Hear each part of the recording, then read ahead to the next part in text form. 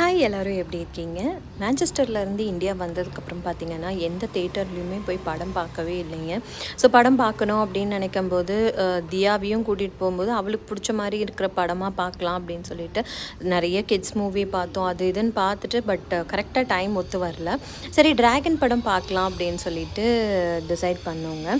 So இங்கே பக்கத்தில் உள்ள பிவிஆர் தேட்டர் தான் போயிருந்தோம். பிவிஆர் ப்ளே ஹவுஸ் அப்படின்னு சொல்லிட்டு. ஸோ அந்த தேட்டரில் பர்டிகுலராக ஒரு ஸ்க்ரீன் மட்டும் பார்த்திங்க அப்படின்னா குழந்தைங்களுக்கு ஏற்ற மாதிரி ஃபுல்லாக கலர்ஃபுல்லாக தீமில் வந்து டெக்கரேட் பண்ணியிருப்பாங்க. ஸோ அந்த தீமே வந்து குழந்தைங்களுக்கு ஏற்ற மாதிரி தான் இருக்கும். முக்கால்வாசி பார்த்திங்க அப்படின்னா கிட்ஸ் மூவி எல்லாமே வந்து அந்த ப்ளே ஹவுஸ் பிவிஆர் ப்ளே ஹவுஸில் தான் வந்து ப்ளே பண்ணுவாங்க.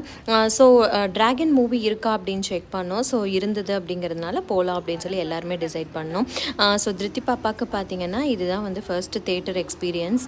அங்கே மேன்செஸ்டரில் இருக்கும்போதும் நாங்கள் போகலை. ஸோ எப்படி சமாளிக்க போகிறோம் அப்படின்னு தெரியல. சரி அதனால் இந்த மாதிரி ப்ளே ஹவுஸ் இருந்தால் கொஞ்சம் என்ஜாய் பண்ணுவா அப்படின்னு சொல்லிட்டு தான் நாங்கள் இதுக்கு புக் பண்ணோம்.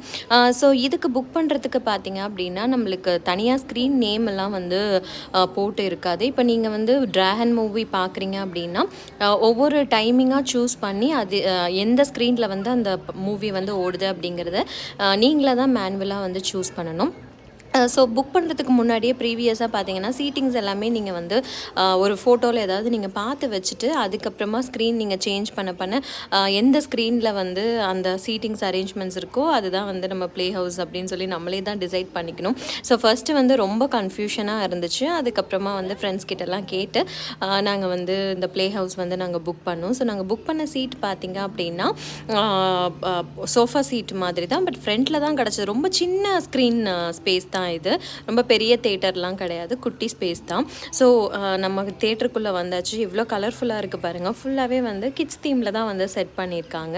ஸோ நாங்கள் வந்து நானும் தியாவும் வந்து இந்த கார்னர் சீட் வந்து சூஸ் பண்ணியிருந்தோம். பக்கத்துலேயே பார்த்தீங்க அப்படின்னா பக்கத்து சீட்டில் என்னோட ஹஸ்பண்ட் வந்து புக் பண்ணியிருந்தாங்க.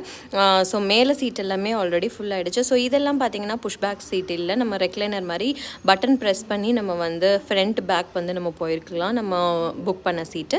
பட் பின்னாடி இருக்கிற சீட் எல்லாமே பார்த்தீங்கன்னா நார்மலான சீட்டு தான்.